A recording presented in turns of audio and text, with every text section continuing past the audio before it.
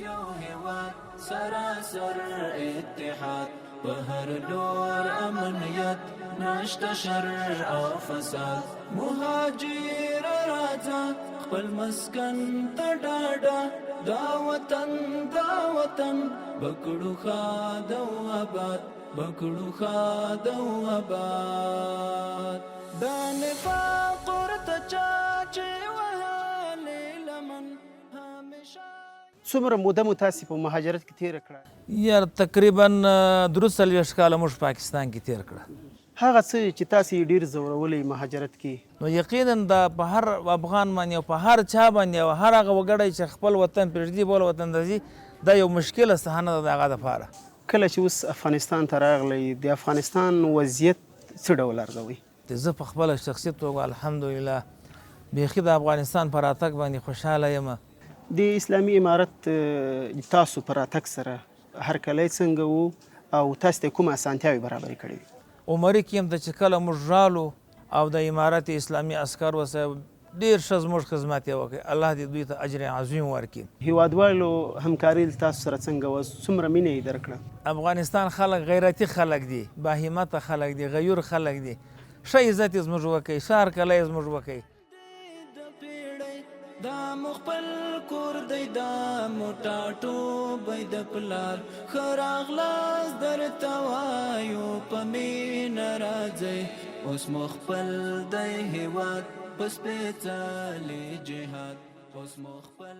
بسم الله الرحمن الرحیم. د ملي راډیو تلویزیون قدرمنو لیدونکو په سلامونه او نیکو هیلو هرکلی کوم. عبدالحنان خاطر یم، تاسو ته د مهاجر خپرونه وړاندې کوم. په نننۍ مهاجر خپرونه کې موږ هغه کسان میلمانه کوو کوم چې دوی خپل ژوند په مهاجرت کې تیر کړی وي. دوی چې هلته په مهاجرت کې له کومو ستونزو کړاوونو سره مخ سوي دي په هغو به خبرې سره کوو او د دې ترڅنګ کله چې دوی خپل هیواد افغانستان ته راستنې شوي دي دلته د خلکو مینه او ترڅنګ د اسلامي امارت چې دوی په وړاندې کوم څه ترسره کړي دي په هغو به خبرې سره وکړو. په نننۍ خپرونه کې زموږ سره د کندوز ولایت اوسیدونکی مولوي صاحب عبدالسلام سعید میلمه ده. سعید صاحب ستړي مو شئ، ښه راغلاست. خیر اوسې او الله دې جزای خیر درکړي. ډېره زیاته مننه چې راغلئ او موږ سره مو په خپرونه کې برخه واخیستله. مولوي صاحب که په پیل کې راته ووایاستئ ولې له هېواد څخه ووتلاستئ، د مهاجرت علت مو څه و؟ هغه خو صاحب ډېره اوږده ستوري ده که نه چې روس یرغل وکړي او خلک هجرت ته مجبوره سوله. بعضې پاکستان ته ولاړه، بعضې ایران ته ولاړه، بعضې یوروپ ته ولاړه. نو موږ هم صاحب په خپل نمبر باندې صاحب بس دغه احساس موږ کې پیدا سو چې باید دا ملک پرېږدو، خپل د عزت و د ساتنې دپاره، خپل د ابرو د ساتنې دپاره او خپل د فامیل د ساتنې دپاره پاکستان ته هجرت وکړو. نو بالاخره موږ د هجرت وکړی او پاکستان ته ولاړو. څومره موده مو تاسې په مهاجرت کې تېره کړه یا څومره وخت تاسو په پاکستان هېواد کې تېر کړ؟ یار تقریبا 43 کاله موږ پاکستان کې تېر کړه.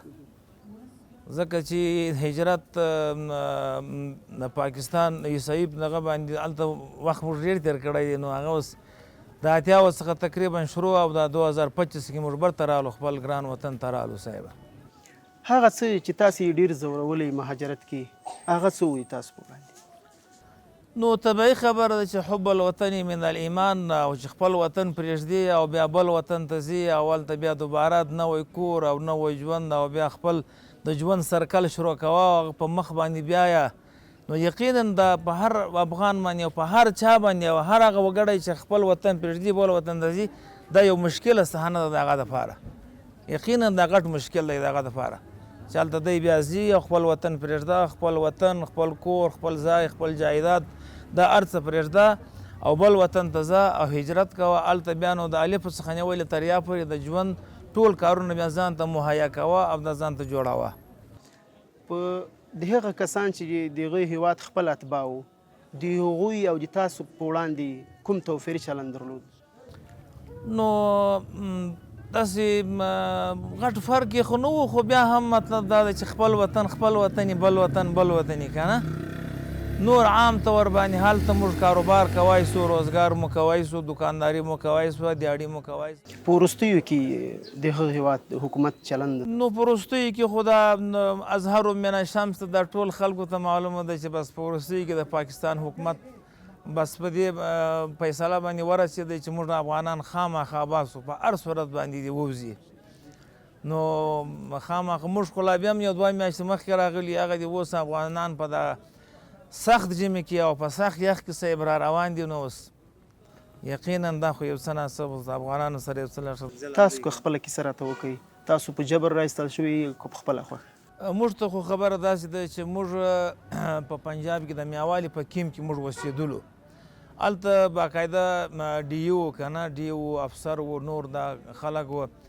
نو موږ ته بیا د ډي او وویله، ډي پي او وویله، دا کم نور چې کم کسان دي څه متعلقه د دې متعلقین دي که نه، هغوی راته ویله چې موږ اوس مجبوره یو، دا زموږ کار نه دی. د لوړو مقاماتو څخه موږ ته امر سوی دی چې تاسې به خامخا ځئ. نو موږ ته بیا وویله چې 1 میاشت ټیم درکوو. دا خبره یې موږ ته تقریبا په جولای کې وکړه چې دغه د اګست میاشت درکوو. د اګست د اولې نه نیولې تر اخره پورې به تاسې ځان په خپل عزت و په خپل ابرو په خپل دغه باندې ځان باسئ. نو موږ هم مهجورو بالاخره د کیم ټول مشرانو په دې باندې فیصله وکړه چې یاره نورو دا وطن موږ څخه پاته دی او ښه وخت مو تېر کړی دی، هلته مو کاروبار روزګار هر څه مو کړي دي، خو اوس فلهر خپل وطن دی. نو اوس باید خپل وطن ته ولاړ سو. نو همدغه علت و چې موږ بس د کیم خلک ټول د عزم اراده وکړه چې خپل وطن ته باید راسو. تقریبا هغه کیم په هغه 1 میاشت کې ختم سو. داسې که اخري کې که یو 100 کوره پاته سوي وي، هغه نو شاذ و نادر خبره ده. نور تقریبا ټول راله، هغه کیم اوس بالکل ویجاړ سو، ختم دی. د ژوند باره کې که راته ووایاستئ، له خپلو خپلوانو له خپل هیواده لرې په پردي وطن کې ژوند څه ډول ده؟ خپل وطن دی، بل وطن دی. خو یو شی دی بیا د دا کیم چې کم حالات و که نه، دا د کیم د ژوند چې کم سیستم و، دا تقریبا هلته موږ 40 کاله تیر کړه. او په دې کیمپو کې اول دواره خو په کیم کې تقریبا 1 لک نفوس وه، 4-5 زره کوره وه که نه. اول کې یو څه ناڅه نابلدي وه که نه، ته د پکتیا یې، زه د کابل یم، بل د کندوز دی، بل د باغلان دی، بل د دې ځای دی. وروسته بیا الحمدلله ډېر یو دوستانه محفل جوړ سو، یو دوستانه ماحول جوړ سو، یو ډېر ښه سیستم جوړ سو. نو هغه کم کسان چې په کیم کې نه اوسېدله، هغو سره څه ناڅه مطلب زیادتی یا دا یا ها کېدی. خو موږ سره الحمدلله موږ په کیم کې ځورېدلي نه یو.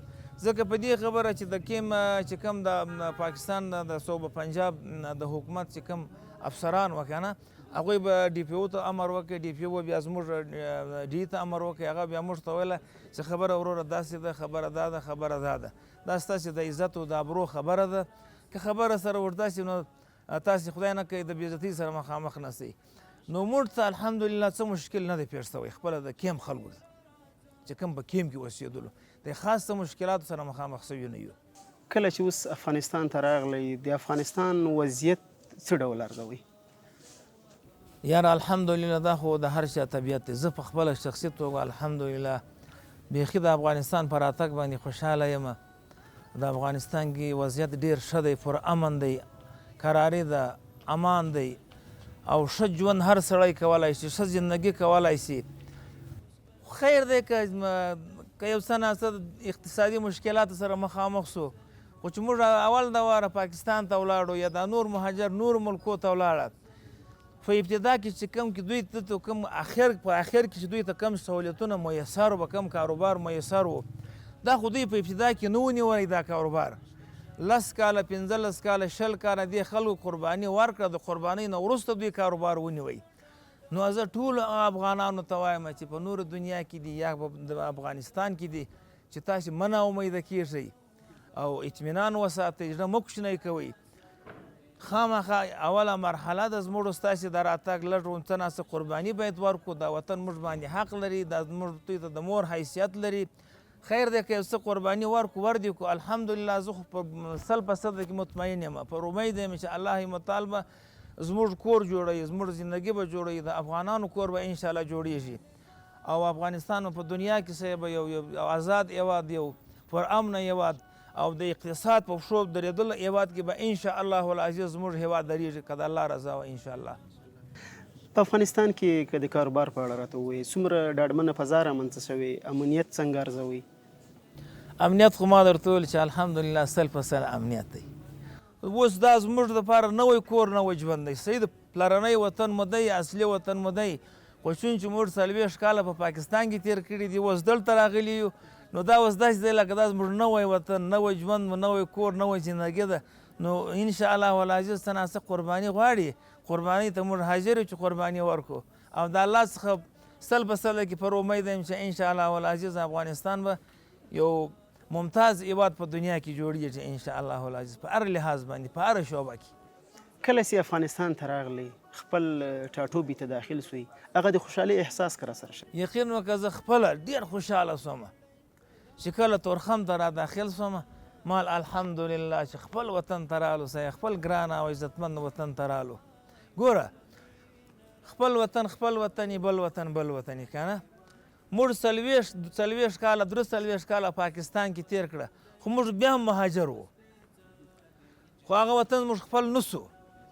نو چې خپل وطن ته زه رالم، الحمدلله دلته د هر چا سره دلایل ویلی شي، د هر چا سره بامنطقه خبره کولی شي، د هر چا سره خبره دغه کولی شي چې دا الحمدلله زما خپل وطن دی، دا مې د پلار وطن دی، دا مې د نیکه وطن دی، دا مې د اجدادو وطن دی. دلته الحمدلله زموږ د پلار و، د نیکه و، د ورنیکه و، د فرنیکه ریکارډ پروت دی، د هغوی د تذکیري ریکارډونه پراته دي، د هغوی الحمدلله مینه مو ده، ځای مو دی، د هر افغاني دلته با احساسه ژوند کولی شي، آزاد ژوند کولی شي، خپل مشکل تر مقاماتو رسولی شي.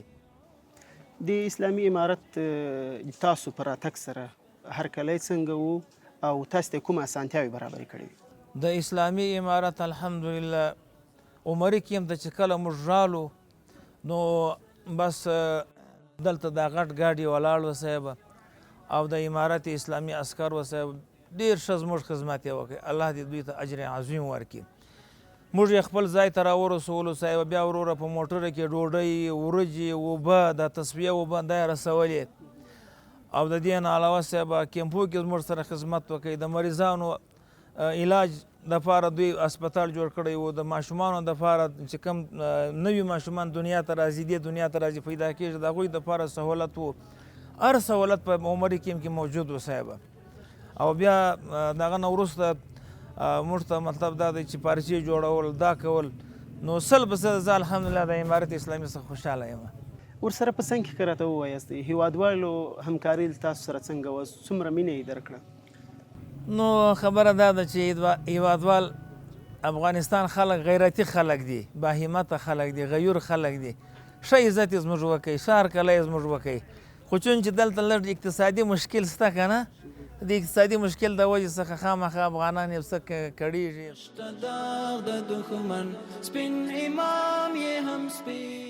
د مهاجرت ژوند او د خپل هیواد ژوند که سره پرتله کړې او معلومات یې راکړه؟ چې یو هغه ژوند دی چې هغه جدا جدا په ښارو کې دی، یو کور نیولی په بل ځای کې دی نیولی، هغه دی نیولی که نه. دا د کیمپو ژوند چې دی، دې کې موږ الحمدلله خپل مړی، خپل ژوندی، خپل غم، خپل شادي، دا هر څه په ازاده توګه کول، موږ ته هېڅ مشکل نه و. حتی په داخله کې 3 کالو کې بیا د انصار خامخا چې لږ غوندې وخت تېر کړي، نو بیا ول چې دا تاسې خپل مړي ښخوئ، موږ د مځکې نه درکوو، تاسې مځکه واخلئ. بیا موږ خپله تقریبا هلته یو نیم جریب 2 جریبه مځکه مو خپل مړو ته واخیستله. نو موږ خو د کیم څخه بهر وخت نه دی تېر کړی، په کیم کې مو وخت تېر کړی دی. په کیم کې به موږ داسې احساس کوئ لکه موږ چې په کندوز کې اوسېږو، د کندوز خلک، بغلان خلک په بغلان کې چې اوسېدله، نو موږ به دا هلته سره ویل دا د یو مقالې په بنیاد باندې، دا داسې دی، دا کیم داسې دی لکه خپل کندوز ولایت واري. کیم کې اوسېدلې، کور دې جوړ و، زندګي دې جوړه وه، هر څه جوړ و، تجارت ته بهر تلای سوې، راتللی سوې، نور داسې پابندي لکه په نورو ځایو کې چې په کیم کې نه وه. په کومو برخو کې وړتیا لرئ او تخصص هم په کومه برخه کې دی؟ نو تخصص خو ما خو تخصص فعل حل نه دی کړی، ما 12مه پورې خپل سکول هم ویلی دی، او الحمدلله بیا عالم هم یم. او دا خبره چې زه بیا د امارت اسلامي د سفارت د طرفه څخه زه نماینده هم وم، تقریبا د موږ زه خپله د 10 کورو الحمدلله نماینده وم. اوس هم فلحال هغه د نمایندګۍ کارت ما سره راسره شته دی. دلته چې کله راغلی تاسو اوس پلان څه ده؟ څه غواړئ څه ترسره کړئ؟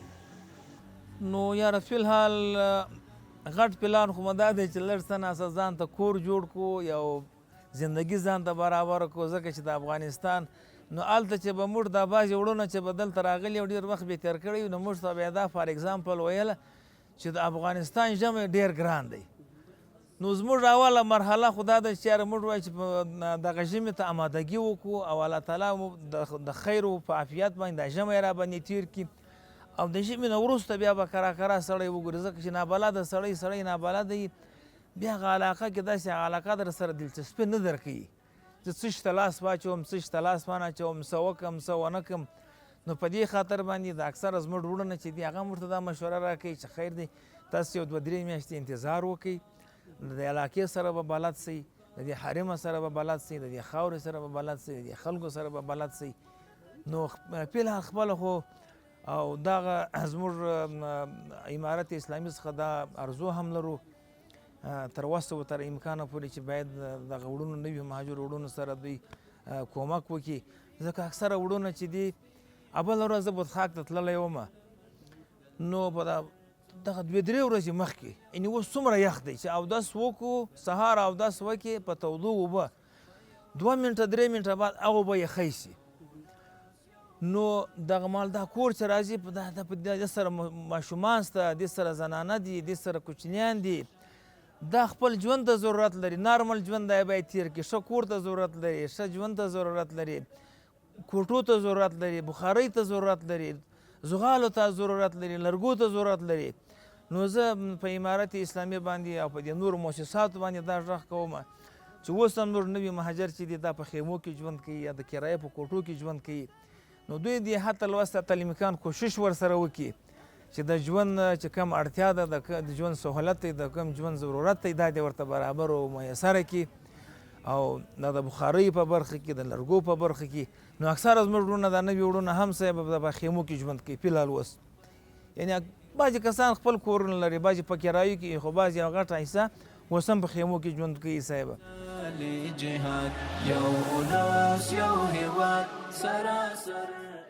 اسلامي امارت تر خپله وسه پورې له دوی سره همکاري کړې ده، کله چې دوی د هېواد ته داخل سوي دي له دوی سره یې ښه راغلاست یې ورته ویلی ده، حتی ځینو شرایطو کې دوی تر خپلو ولایتونو پورې رسولي دي. هغه خلک چې اوس تازه راستانه شوي دي دوی هلته په هغو هېوادونو کې سرمایه ګزاري هم کړې وه، کاروبارونه یې درلودل، هغه ځان سره پیسې هم لري، هغوی باید څه وکړي په هېواد کې؟ هغوی باید اصلا زموږ هېواد اوس دا هېواد دی، هغه کوم نورو هېوادونو کې صحیح ده چې موږ هلته وخت تېر کړی وو، کاروبار مو کړی وو، روزګار مو کړی، هغه وطن موږ څخه پاتې سو. په دې خپل هېواد کې دا وطن باید آباد کړي، دې وطن کې باید تجارت وکړي، باید سرمایه ګزاري وکړي، باید کاروبار وکړي، باید روزګار وکړي، هم باید خپل ځان آباد کړي، خپل د ځان سره 15 غریبان 10 غریبان هغوی ته هم باید د کار زمینه برابره کړي چې هغوی د ځان سره مشغوله کړي. په وروستیو کې اسلامي امارت ته ستاسو پیغام او هغه هیوادوال چې دوی اوس هم په مهاجرت کې ژوند کوي هغو ته ستاسو پیغام څه؟